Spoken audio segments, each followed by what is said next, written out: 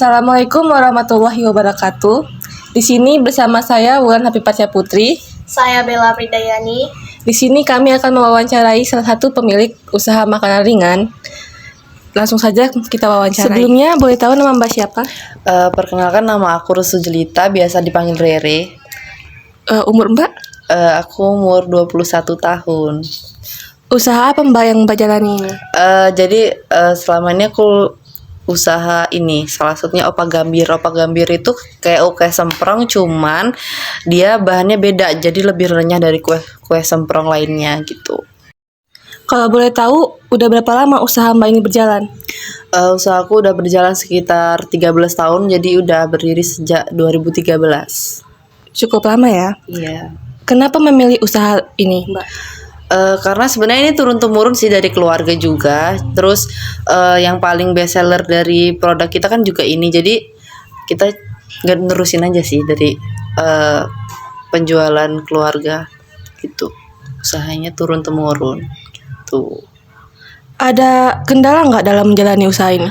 Sebenarnya kendalanya banyak sih, apalagi kan ini sebenarnya makanan tradisional ya. Jadi kendalanya tuh yang pertama itu gimana caranya kita mempertahankan brand, terus biar bisa konsumen tuh minat, kan itu paling susah kan, apalagi makanan tradisional tuh susah. Terus yang paling susah sebenarnya nyari sumber daya manusianya sih, kayak bisa kan orang-orang itu kalau buat kue kan kurang telaten ya. Nah jadi kalau di daerah aku itu paling susah nyari karyawan, jadi sampai sekarang paling cuma 2-3 orang kalau buat nyari karyawan itu susah, karena mereka kan kepikirannya cuma mending aku kerja di ladang deh, sehari dapat uang sekian banyak.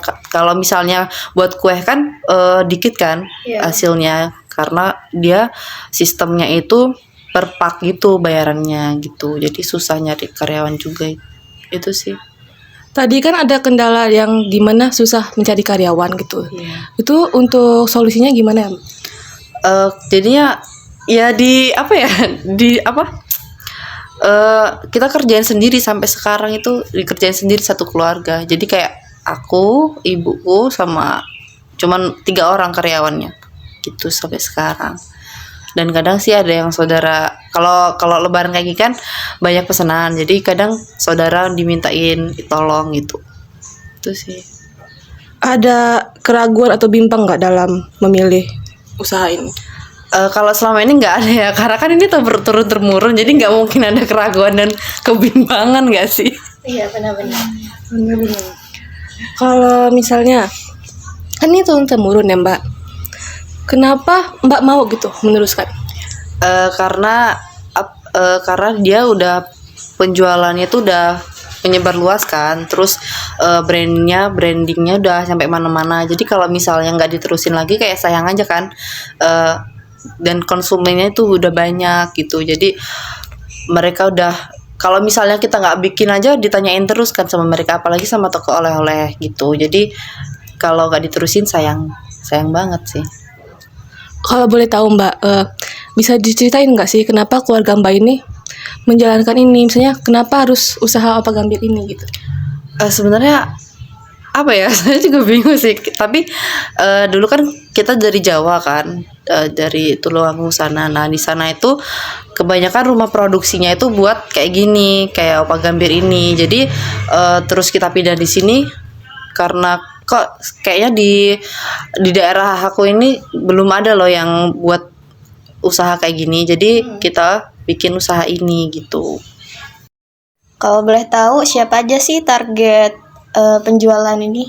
Kalau target penjualanku sih dari anak-anak sampai kakek nenek ya sih, karena Opak Gambir ini kan teksturnya renyah. Jadi itu kalau misalnya buat orang tua yang udah nggak ada giginya kayak gitu, terus kayak misalnya anak-anak itu juga aman-aman aja kan. Terus bahannya juga nggak ada kayak bahan-bahan kimia. Terus dia juga awet bukan karena ada pengawetnya, karena dia kan prosesnya itu dipanggang tanpa minyak, jadi dia bisa awet 7 bulan, jadi aman buat anak-anak sampai dewasa gitu.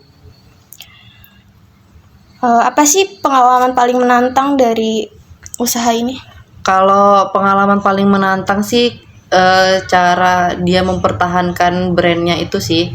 Terus gimana cara mempertahankan pemasaran, terus melawan rasa males, karena kan Iya. kalau kita kayak anak muda gini Iya. kan kayak males kayak ngeposting-posting, terus kayak nawarin ke tempat-tempat oleh-oleh, apalagi kalau bazar kan paling malu tuh biasanya Iya. anak muda aja.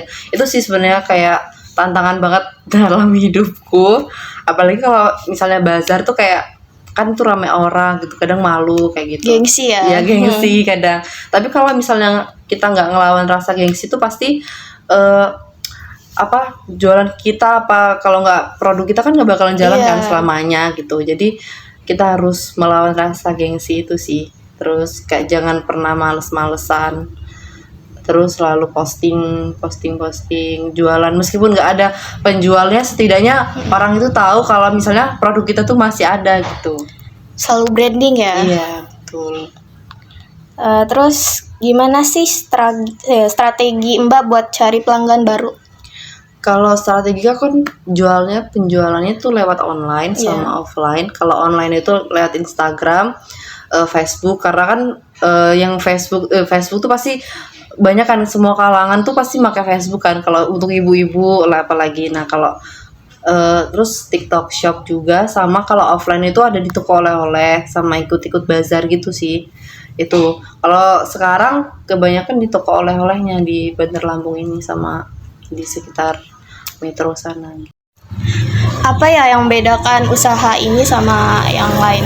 Kalau usahaku tuh bedanya sebenarnya banyak ya perbedaannya. Iya. Kalau misalnya kue semprong pada lainnya kan bentuknya juga beda kan, cuma dilipat doang, kalau enggak digulung. Kalau ini kan kayak bentuk bunga. Terus perbedaannya lagi di bahan bakunya, karena dia nggak pakai tepung tapioka. Biasanya kan biasanya kayak opak gambir gitu, kalau nggak kue semprong kayak gitu kan bahan bakunya kayak tepung terigu, tepung beras, jadi dia kan teksturnya lebih keras. Kalau ini pakai tepung tapioka gitu.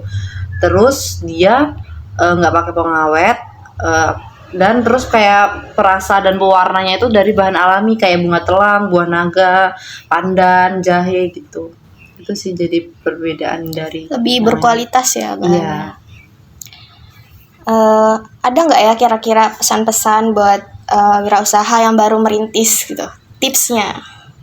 Kalau pesannya sih jangan patah semangat buat menjalani usaha kalian, jangan pernah nyerah, jangan berhenti di tengah jalan deh. Kalau misalnya kalian memang pengen niat berusaha, fokusin di situ. Terus jangan sampai males-malesan, apalagi males posting. Kalau boleh tahu, gimana sih Mbak supaya kita bisa beli ini? Iya. Kalau misalnya ada yang mau pesan secara online, jadi kalian bisa langsung ke Instagramnya Rere Production. Jadi di bio-nya itu ada linknya, jadi kalian bisa langsung klik linknya. Kalau mau offline bisa di toko oleh-oleh di Bandar Lampung, kalau nggak di Trinov gitu. Jangan lupa ya guys, dibeli. Jangan lupa guys. Terima kasih ya Mbak sudah mau diwawancarai. Semoga usahanya lancar terus. Iya, sama-sama. Baiklah, sekian dari wawancara kami. Kami ucapkan terima kasih. Wassalamualaikum warahmatullahi wabarakatuh.